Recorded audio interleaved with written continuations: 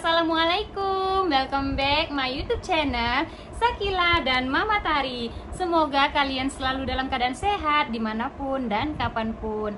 Nah, di video kali ini saya ada sedikit kabar gembira, guys. Walaupun kabar gembira ini hanyalah hal yang sangat biasa untuk kawan-kawan semua mungkin ya. Jadi apa itu kabar gembiranya? Yang pastinya kabar gembira ini datangnya dari kalian semua, guys. Tapi ini bukan saya telah bergabung di YouTube ya guys ya, karena itu masih jauh di luar jangkauan saya kalau melihat jumlah subscriber dan jumlah jam tayang yang saya tampilkan dan yang saya dapatkan ya guys ya.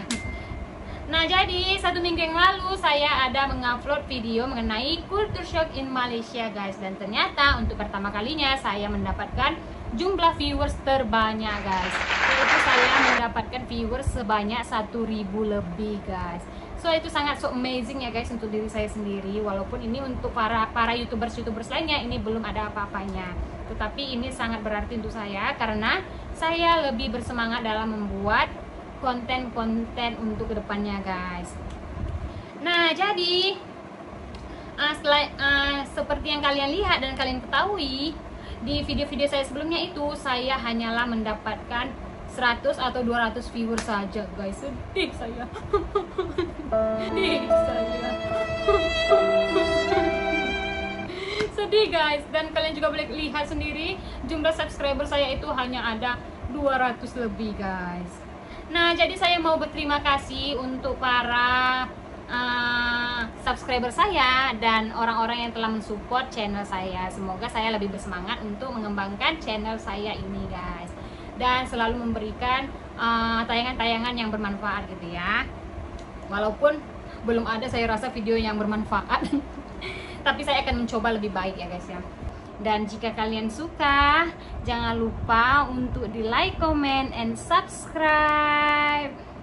Nah guys, jadi kali ini saya mau membahas video tentang yang saya upload mengenai culture shock in Malaysia, guys. Jadi ini adalah salah satu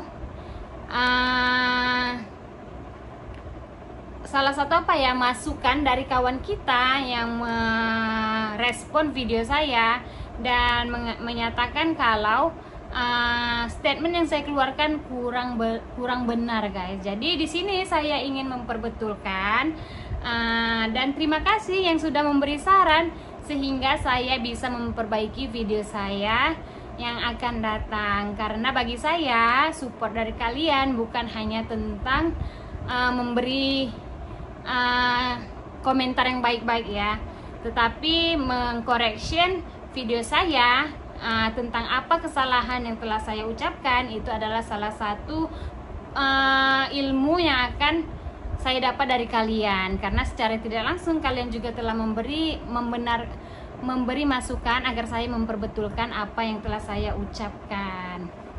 Jadi ternyata setelah saya diberitahu, ternyata ada 2 poin yang masih diragukan kebenarannya, guys. Nah, di sini saya mau meluruskan ke kalian dan saya mau meminta maaf kalau video yang saya keluarkan itu, statement dari saya itu masih diragukan kebenarannya ya guys ya. Nah, jadi di sini saya akan menunjukkan kalian ada beberapa komentar. Saya rasa ini adalah orang-orang yang memang asli dari negara Malaysia ya guys ya. Jadi sudah tidak diragukan lagi kebenarannya karena mereka pastinya lebih tahu daripada saya. Dan saya tidak sama sekali berkecil hati karena ini adalah salah satu pemacu saya untuk memperbaiki kesalahan saya ya guys ya. Itu sebabnya di setiap video saya selalu memberitahu ke kalian kalau ada informasi yang salah yang memang kalian rasa belum benar, kalian boleh mengkoreksinya di kolom komentar saya, guys.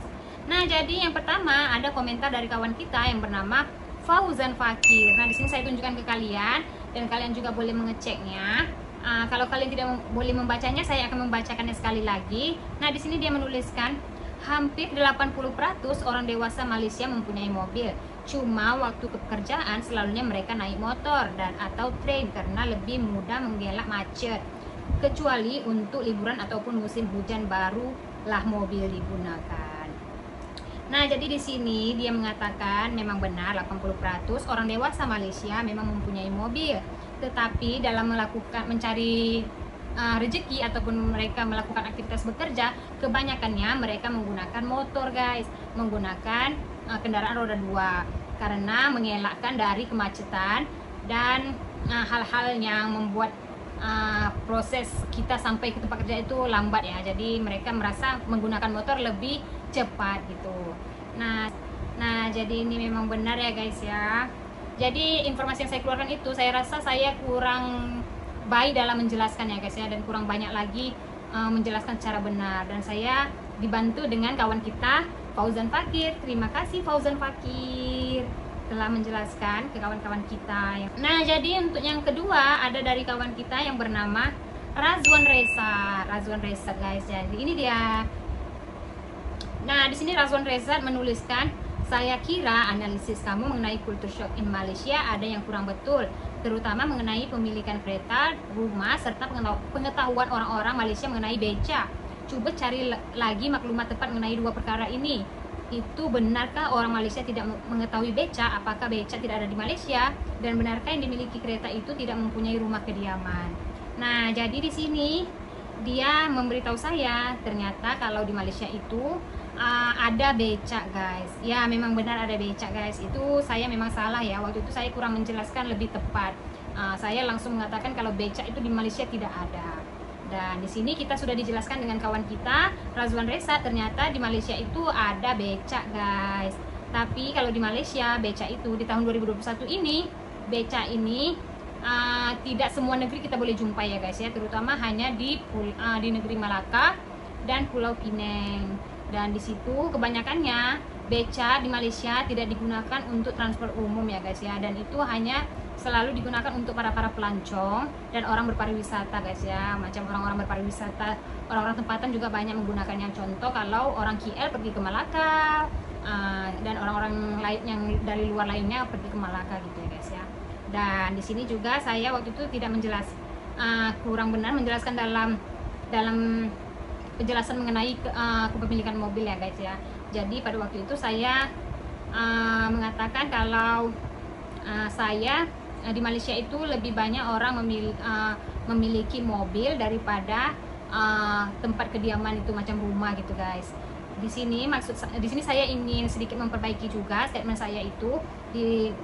Pada waktu itu saya ingin menjelaskan bahwasannya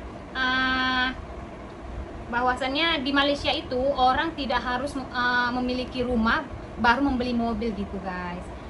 Niat saya itu saya ingin menyampaikan seperti itu. Bukannya saya mengatakan kalau orang Malaysia itu kebanyakannya kalau punya mobil belum pasti punya rumah gitu. Tapi kan mereka kebanyakannya beli mobil dulu baru beli rumah ya kan gitu. Karena boleh kita ketahui kos mobil dengan rumah itu lagi mahal kos rumah gitu guys. Tetapi di sini saya juga mengaku salah karena saya mengatakan kalau orang di Malaysia itu banyak yang belum punya tempat tinggal gitu guys. Nah saya juga mau berterima kasih ke kawan kita yang bernama Razwan Reza karena sudi memberikan komentar untuk membangun saya lebih baik. Terima kasih. Nah di komentar yang ketiga ada dari kawan kita yang bernama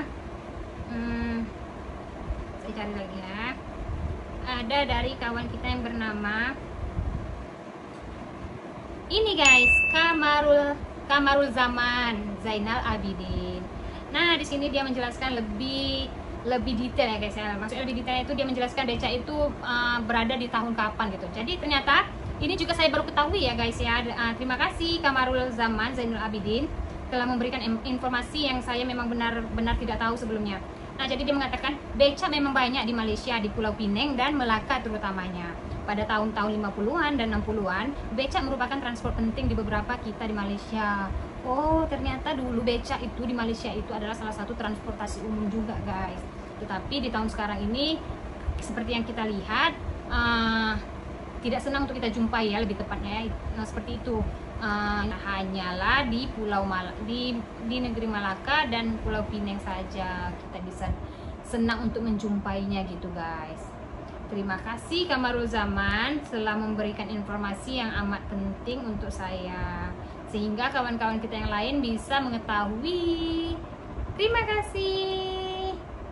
Nah selanjutnya ada dari kawan kita yang bernama Ini mungkin saya baca khususnya dari orang-orang Malaysia ya guys ya, karena yang saya bahas ini kan kesalahan-kesalahan yang setelah saya keluarkan dari statement saya ya. Jadi saya lebih fokus ke kesalahan saya dulu.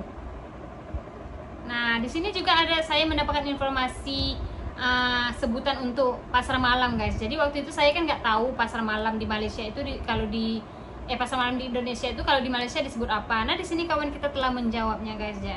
Jadi di sini ada dari Alan 05. Alan 05 mengatakan kalau pasar malam di Indonesia, pasar malam Indonesia jika di Malaysia dipanggil Panpir. Terima kasih, saya sudah tahu jadinya kalau di pasar malam yang di Indonesia kalau di Malaysia dikatakan Pesta Ria. Terima kasih Alan. Nah, selanjutnya juga ada yang terakhir ya, ini saya bacakan dari Muhammad Mazni. Muhammad Mazni ini dia. Nah, dia di sini juga mengatakan di Malaysia masih ada beca, tapi lebih digunakan di tempat pelancongan, lebih populer di Bandar Hilir Melaka. Tapi tak boleh berada di jalan raya, cuman tempat yang dikaskan saja. Maksudnya ya di Malaysia masih ada beca, tapi lebih digunakan untuk orang yang berpariwisata dan orang-orang pelancong dari luar gitu guys. Lebih populer, maksudnya lebih banyak kita jumpai di Melaka, tapi tak boleh berada di jalan raya. Memang macam contoh kayak kita di Medan, kalau kita di Indonesia kayak di Brastagi gitu kan ada salah satu delman, tapi kalau kita di Indonesia kan dia kalau untuk para pelancong itu kan menggunakan kuda ya guys ya. Kalau di Malaysia itu dia menggunakan basikal. Jadi lebih kurang sama lah ya, becak gitu. Jadi itu yang dimasukkan oleh Muhammad Mazni ini. Digunakan hanya untuk orang berpelancongan saja. Lepas itu lebih populer di Bandar Hilir Melaka, tapi tak boleh berada di jalan raya, cuman tempat yang dikasihkan saja, untuk yang macam tempat ini saja gitu guys. Jadi memang khusus untuk becak gitu, bukan suka-suka boleh berada di tepi-tepi jalan, di jalan raya gitu, tidak suka-suka ya. Nah, jadi ada ini saja yang saya rasa saya bacakan komentarnya, karena sudah menjawab dari kesalahan-kesalahan saya. Dan terima kasih untuk kalian yang sudah memberi correction. Semoga saya kedepannya boleh lebih berhati-hati dalam mengeluarkan informasi-informasi mengenai Malaysia. Oke guys, sampai di sini dulu video kali ini. Semoga video kali ini bisa sedikit meluruskan tentang kesalahpahaman mengenai informasi yang saya keluarkan ya guys ya.